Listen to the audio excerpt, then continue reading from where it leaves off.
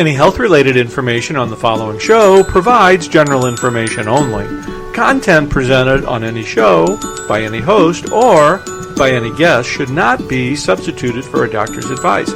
Always consult your physician before you begin any new diet, exercise, or training program. And thank you for listening to the Whole Care Network. Welcome to Healing Ties on the Whole Care Network. On Healing Ties, we're creating a life to love after caregiving ends by sharing stories and resources and being with awesome people like you. Now that caregiving has ended, let the Healing Ties begin. Here's your host, Chris McClellan, the Bow Tie Guy. Well, greetings, everyone. It is Chris McClellan, the Bow Tie Guy, for another episode of Healing Ties. Thanks for joining us today. I want to certainly send out a hello and a shout out to all our friends across the pond on ukhealthradio.com. Thank you for joining us today, and thank you for your continued support of our show. So, if you have a suggestion about a show topic, or if you'd like to be a part of the Whole Care Network, just send me an email at chris@thewholecarenetwork.com. We've got some fantastic new shows starting in the fall of 2018, and in 2019 we're moving into video podcasting as well. So I'm a little nervous about that because of my affinity for technology, or my lack of affinity for technology, but we're all in a learning process. But and we're going to talk a lot about technology today in our show.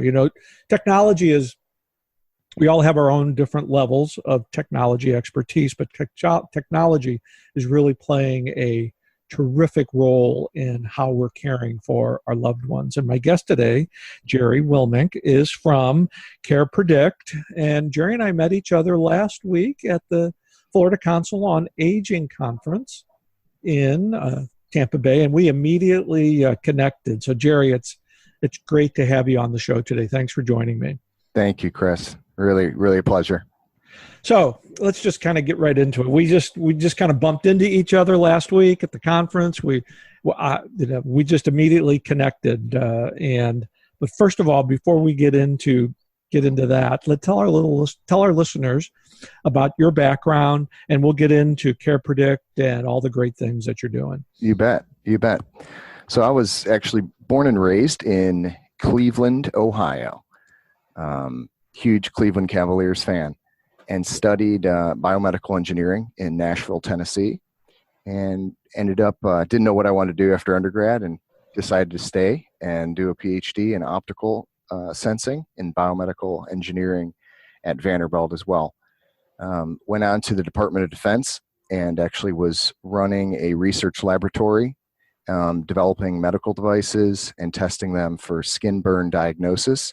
I kind of describe it's like X-ray vision for burn docs. And the burn hospital that we worked with was Brooke Army Medical Center. And it's actually the #1 burn hospital for the Department of Defense.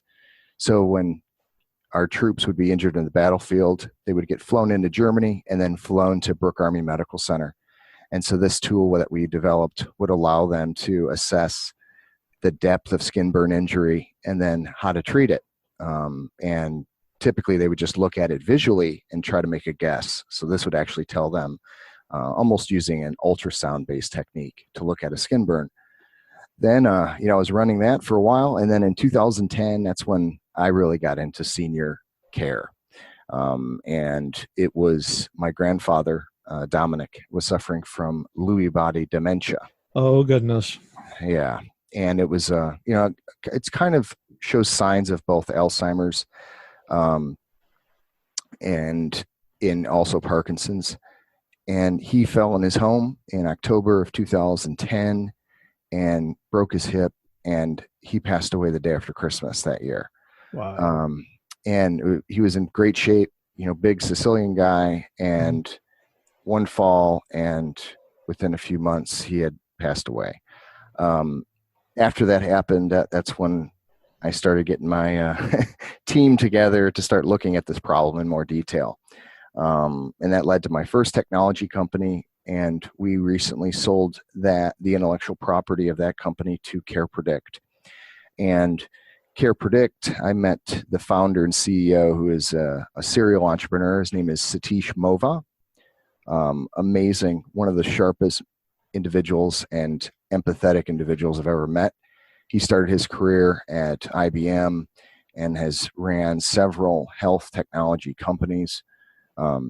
So he actually, this is the founding backstory on CarePredict. He was actually caring for his two senior parents right here in Florida. Okay. In their 80s and 90s. And he would go visit with them, and he was very, very happy that they still live together and are happy together. And he'd go visit them, and every day he'd find something new, and they'd give him new information, and he felt like there's just always missing pieces, and he would find out information too late and then end up rushing off to the emergency room. And he felt like we're living in the fourth industrial revolution. There's tiny sensors that can be connected and giving us information in a 24/7 basis. And he knew that as a technologist, there's definitely ways that he could, pick up on some of these cues that either his mother or father were at risk for anything, whether it was a UTI or a fall or, different conditions in advance, than, last minute running off the emergency room. So that was the beginning of CarePredict in 2013. And the initial, when he started exploring this industry, what he found is there's a bunch of groups that had developed really simple passive sensors, and put them in the home. So you put a sensor on a refrigerator, you put a motion sensor in a bedroom, you put a motion sensor maybe in a bathroom. And the challenge with that is those passive sensors may tell you that somebody is in that room, but you don't know who that person is. Ah, okay. So for instance, his mother may have been laying in bed and not feeling well all day and sleeping all day and not eating all day, but his father may be at the fridge opening and closing the door, fidgeting. So it looks like all activities in the house are copacetic, but they're not. His mother's not feeling well, and his father's actually not even eating. So he knew there had to be there needed a technology that could confirm the personal identity of that person, where they were, and what was going on with their particular behavior in a longitudinal way. So this was when the idea emerged that, develop a smart beacon technology and a wearable technology that is the identifier for that senior. And now with the wearable and the beacon, you could get the contextual awareness of their exact location and then what activities they were actually doing, and so now what we've expanded that concept, and one of the background, key technological innovations here is the wearable and the beacon. The way you can think about it is they're collecting data. They're the data pipe, and the data is coming in, and then it goes into a model. And you've probably heard a lot about these new models to make predictions. Right. So the concept is, some people have called it artificial intelligence. And if you break down the field of artificial intelligence, there's an area called machine learning and deep learning. And this field has taken off in recent years because deep learning required tons of data, really fast processing speeds, compute powers, and also advanced models, which require lots of data and lots of sophisticated networks.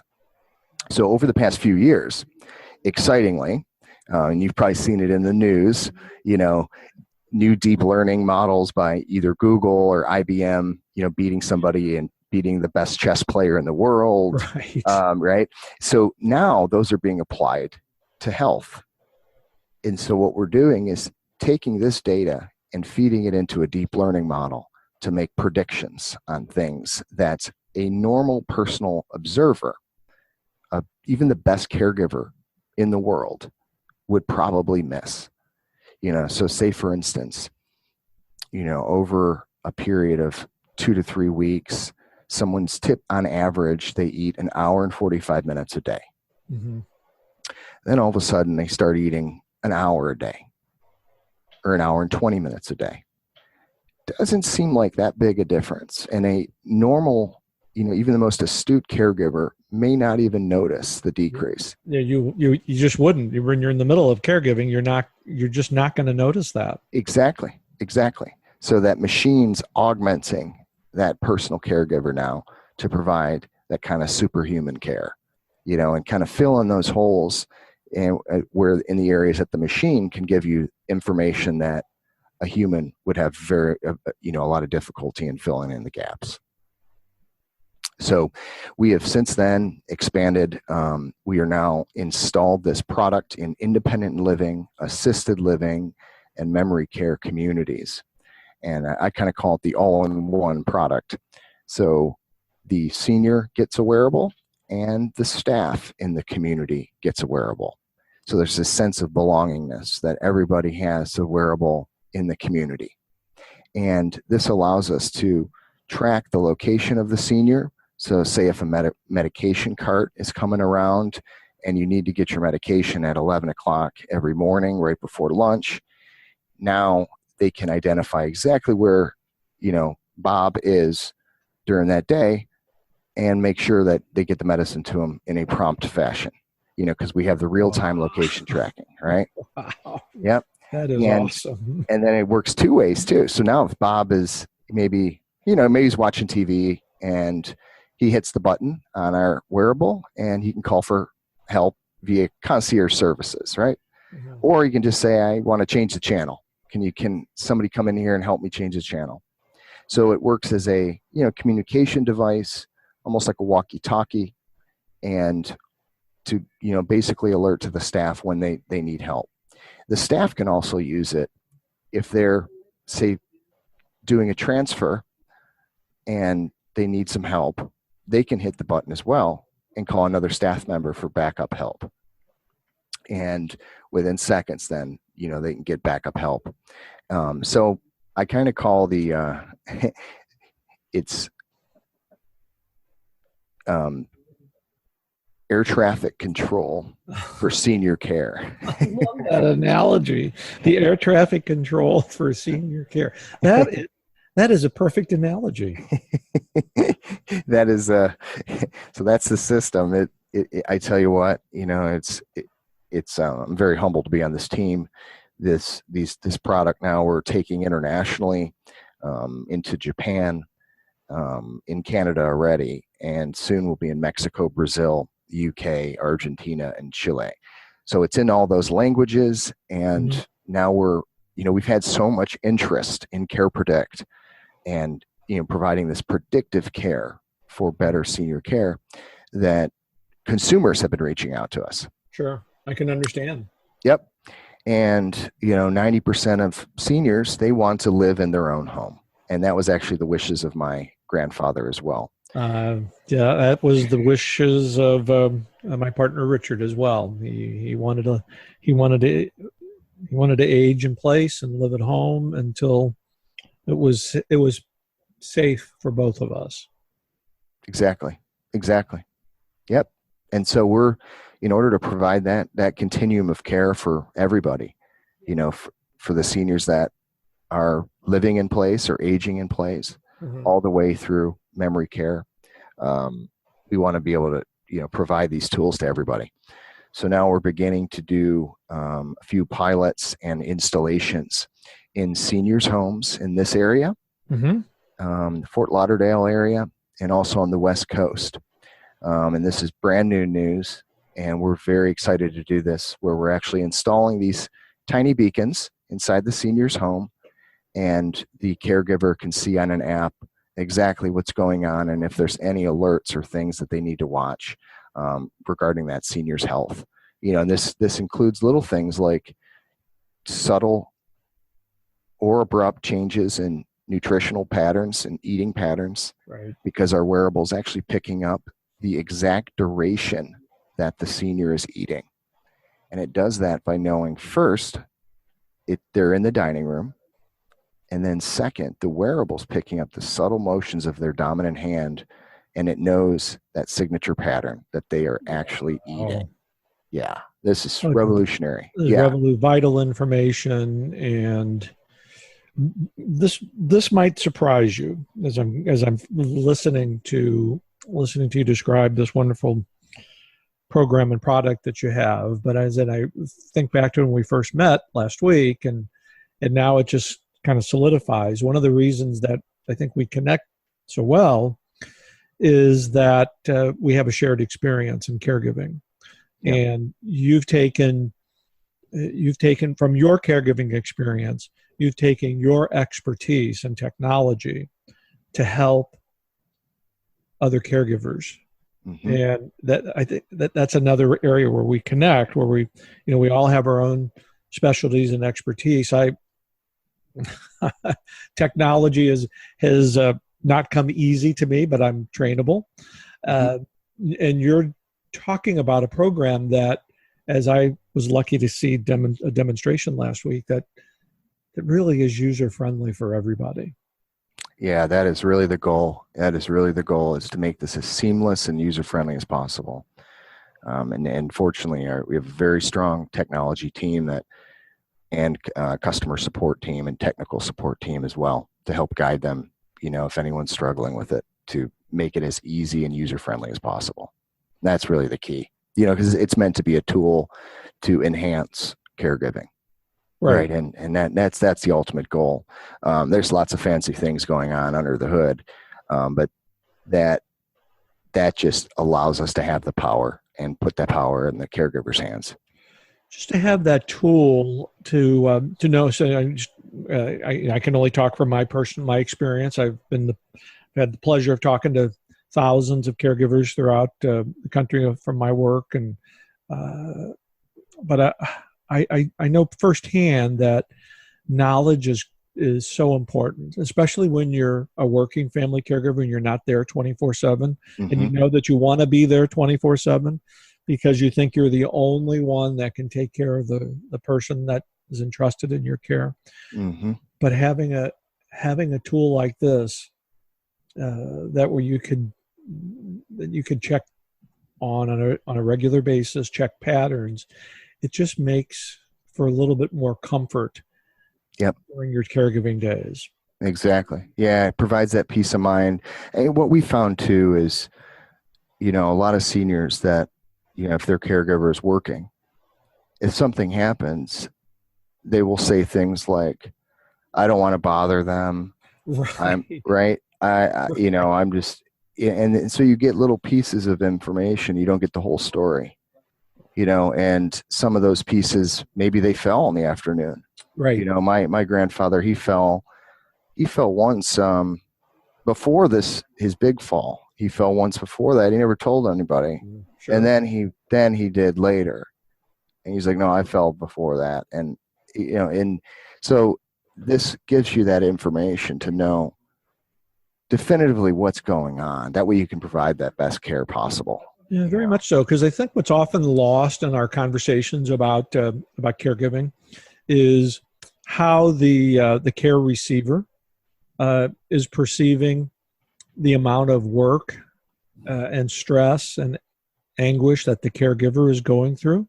Mm-hmm. And oftentimes the care receiver, I prefer to use the word loved one, but I know there's thousands of people out there caring for people who they don't love, but that's for a whole other topic.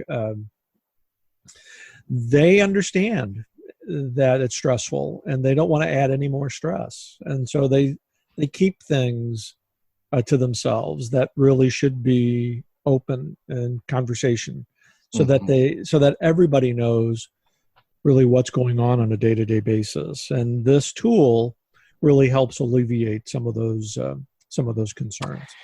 Exactly. And I think that one of the values of such a comprehensive tool is there's a lot of pieces of information that don't seem connected that could be very much so connected. Right. Yeah. So say for instance, say they're showing early signs of depression.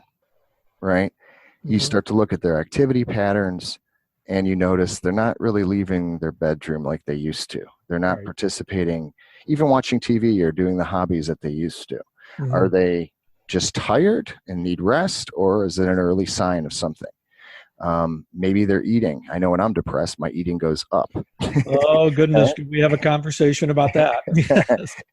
But you could be in the other direction, right, where they stop, Right. and but you see that, you're out at 1 or 2 standard deviations outside of baseline. You can start to see there's something going on, Right. right? And then the sensors in our device actually also can pick up UV, ultraviolet, and Right. so we can actually detect if you're getting enough sunshine, Wow. and which is really a key indicator too for.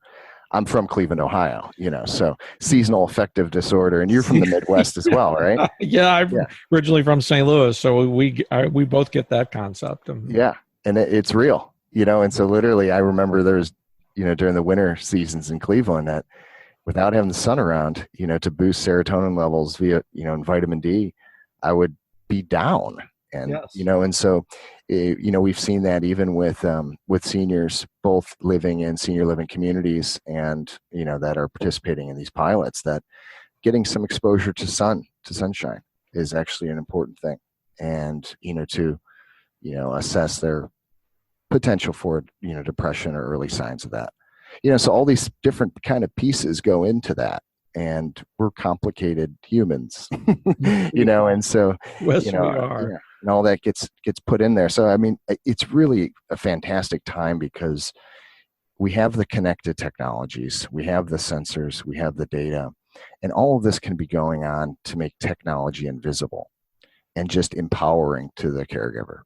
And that's really the goal, is to augment the caregivers' natural abilities and what they're good at, and use the technology to provide and fill in those holes and things that are not so easy. And it's funny because I gave a talk on this at South by Southwest, which is in Austin, Texas, and one at Consumer Electronics Show as well. And you always have individuals that are scared of technology. They're fearing Right. that we're going to be creating machines to replace all humans. And the reality is, there's a big difference between artificial intelligence and human intelligence. Yes. We are innately good at things that artificial intelligence and computers will never be good at.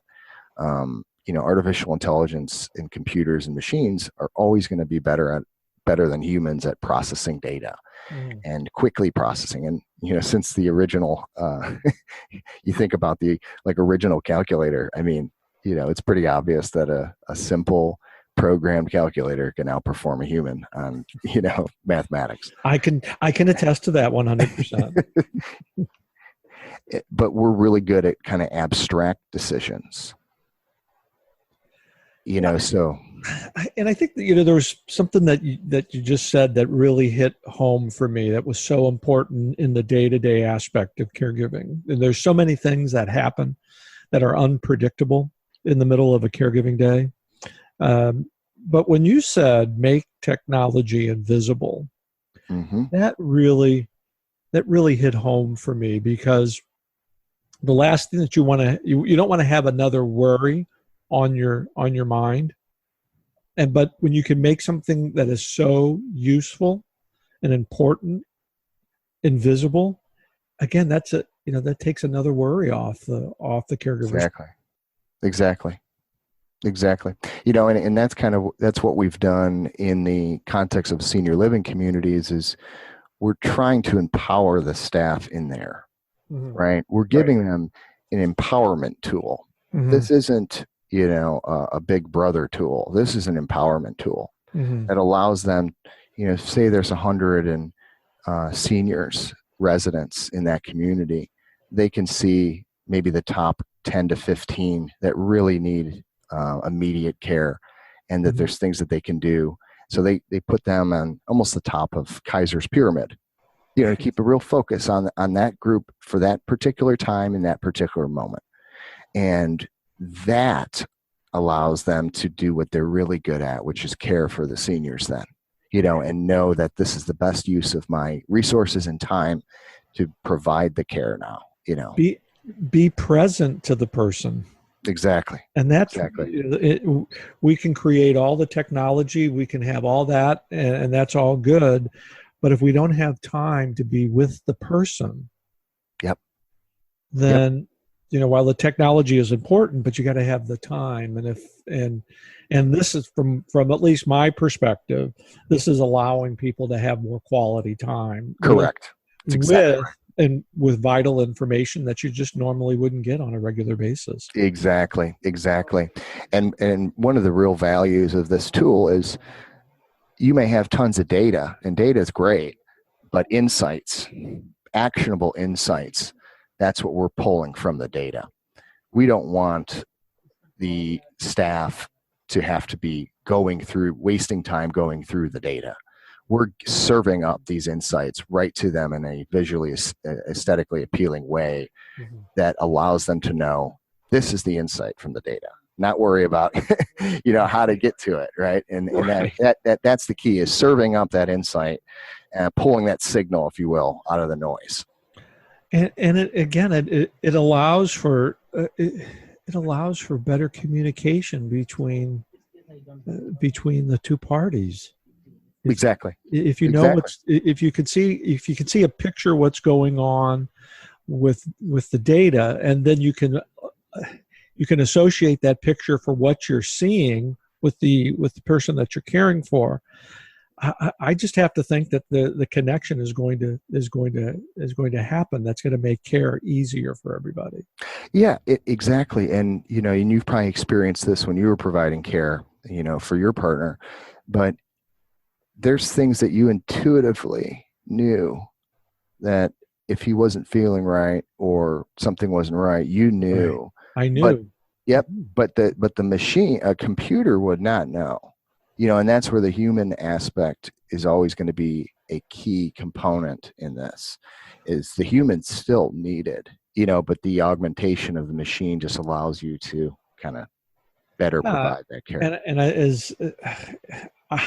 I can think back of many days where I asked myself, now why did that happen? What changed in his within his body, within the chemicals that was being put in his body that changed his behavior or pattern? And how long had this been going on that I didn't recognize it? Mm-hmm. And having this data readily at hand, it's just, not only does it make the caregiving day a little bit easier when you go to your physician. Exactly. Exactly. You've got detailed information about, what's working, what's not working. Maybe there's something up with the medicine, or there's been a new medicine that has been prescribed and there's been a change in behavior and pattern. You've got all this data instead of trying to sit there with the doctor and trying to remember what's happened from exactly. No, and that just reminded me actually of when I first got into this area, of applying biomedical engineering and these kinds of technologies into senior care. Years before my grandfather had fallen, my mother, who is a trained nurse, and I both noticed years before he fell, changes in his gait. Mm-hmm. He had kind of a new shuffle. We thought just because, we're Sicilian and, he was putting on some weight maybe and had a new kind of, shuffle to his step. Right. But there was more there that we likely will be picking up those cues to help in the future, and exactly. Things that, and that we both intuitively thought something doesn't look right there. But, it could have provided, when you're in the day-to-day caregiving trenches, you don't notice those subtle changes in the ADLs and the IADLs. Exactly. And maybe a member of your care team, if you've got some help, might notice it from time to time. Mm-hmm. But when you're in the middle of caregiving and your day-to-day, you don't notice those changes. And all of a sudden, there's a major change. And this data would be so important. Yep, and you hit a great point there, because in the communities that we work in now, the operators of the communities now can get insight. So say, for instance, Mary when she just moved in the community, required 10 minutes of bathing services. And over the course of a few months, maybe that may have increased to 30 minutes. But now we have the data that actually we know the staff member was providing 30 minutes of bathing services, 20 minutes more than the original when she first came in. And now that data, that objective data, can also be used to, show the family this is what's going on. And if there needs to be an increased level of care, now we have data to say, we're trying to, this is kind of where she's at and this is what she's needed. Because actually some of the most, powerful staff members and, the best staff members in these communities, they won't even say anything. They're just, or they don't even realize that it was 10 minutes of care and now it's 30, and they didn't even notice the increase. And so now the data's there and they're like, oh, wow. Yeah, she really needs, we need to provide her more and increase the kind of care that she needs monthly, and so this kind of information is just, and it's all automatically, this is all automatically being, the data is collected and populated into our dashboards, and so now, because one of the challenges is always with technology is, if you now make a technology that requires the staff and the seniors to input this information, people are going to forget to input it. Oh, yeah. Missing, you're going to have pieces missing. And so this is, and who has time, out of the equation. Who has time to input the information? Exactly. Yeah. Exactly. Goodness, Jerry, I could talk to you for hours, and I want to get involved in this project as well. But we've just got a couple of minutes left in the show. I'd love to invite you back, and in fact, I think we really should do a series of podcasts on. That would be fantastic. I'm so honored to come on your show, Chris, and let's definitely do another one. And anyone interested in learning more, please feel free to look at carepredict.com.